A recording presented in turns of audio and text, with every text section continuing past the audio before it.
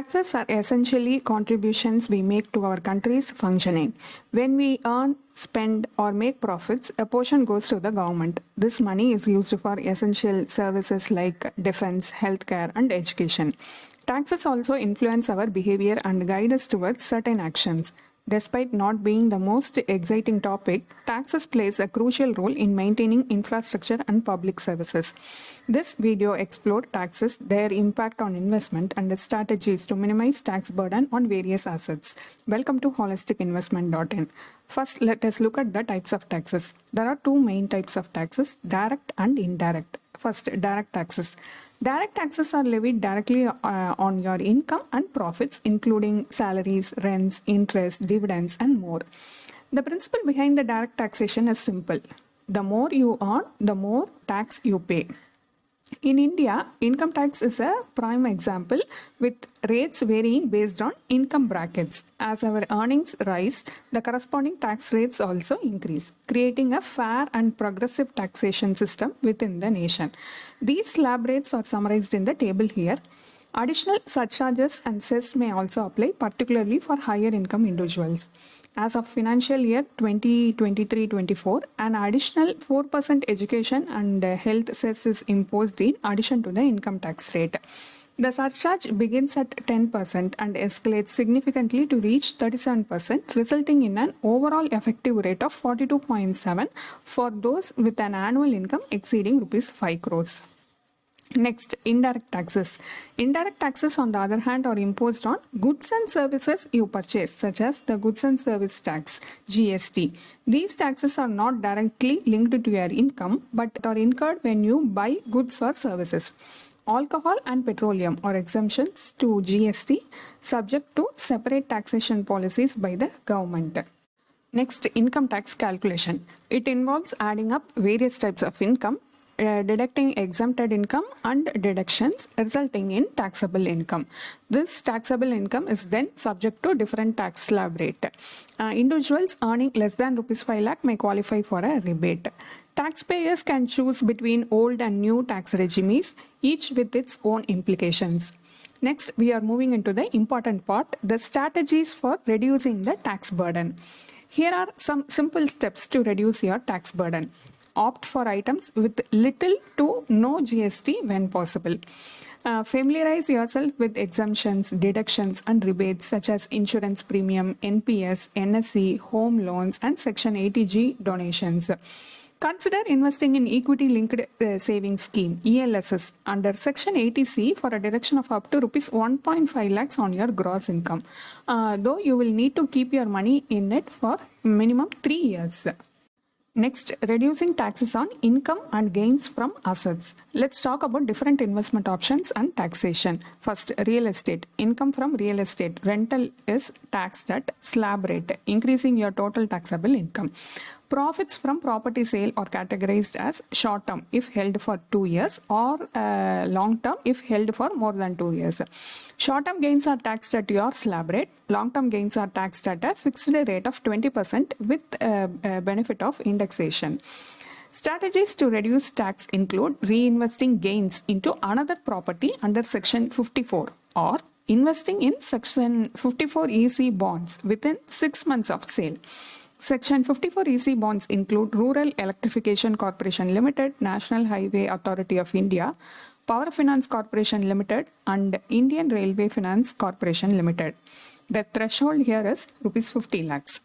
Next, REITs, Real Estate Investment Trust. REITs offer tax advantages compared to physical real estate, with rents, interest, and dividends taxed at slab rate.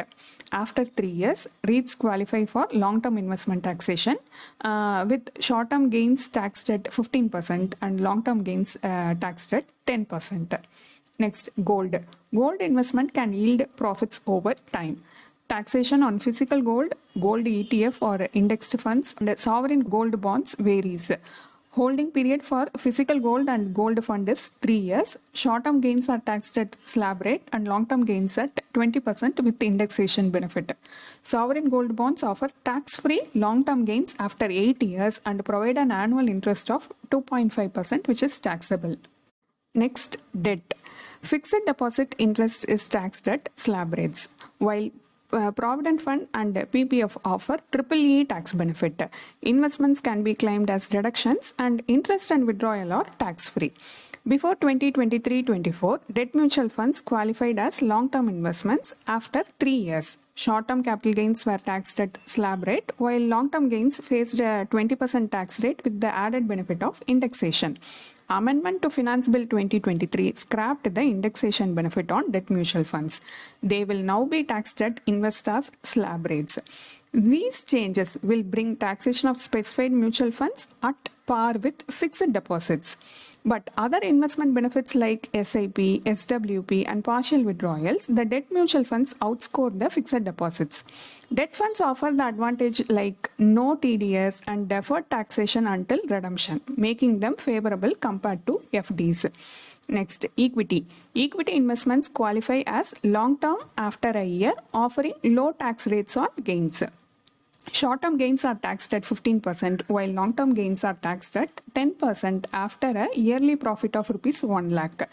Choosing between growth and income distribution cum capital withdrawal option in mutual fund impacts taxation on earnings. Let's see how it works. Income distribution cum capital withdrawal or growth option, which is better? Starting from financial year 2023-24, gains from debt mutual funds are added to income, resulting in the same impact as the income distribution cum capital withdrawal option. For equity investments, the growth option is preferable due to its lower tax rate of 10% on long-term capital gains. However, if you seek regular income, consider systematic withdrawal plans, SWP. SWP allows you to withdraw funds from your investment at scheduled intervals without relying on dividends. You can customize the frequency of withdrawals to match your needs. Here is our conclusion. While we invest significant time in choosing and assessing our funds based on their performance, we tend to neglect considering the tax implication. Familiarizing ourselves with various tax options not only keep us informed but also leads to potential savings. Our decision regarding investment choices, preferences for growth or dividends, and withdrawal strategies have a direct impact on future tax obligations. Hence, gaining knowledge about taxes is not just a prudent choice, it forms a strong basis for building a resilient and fruitful investment strategy. Invest wisely. A detailed blog post on this topic is available in our website and the link is given in the description. Hope you like this video. If you have any questions related to this or any other investment option or related to your financial goal, don't hesitate to book a free appointment with our financial planners. The link to the free booking is given in the description box below. Also, will you be interested to attend any insightful investment webinar? Then feel free to register for the upcoming enlightening investment webinar. It is completely free. The registration link for the upcoming webinar is also given in the description box. If you like this video, please give us thumbs up. Also, share it with your social circle. If you haven't subscribed our YouTube channel so far, please subscribe now.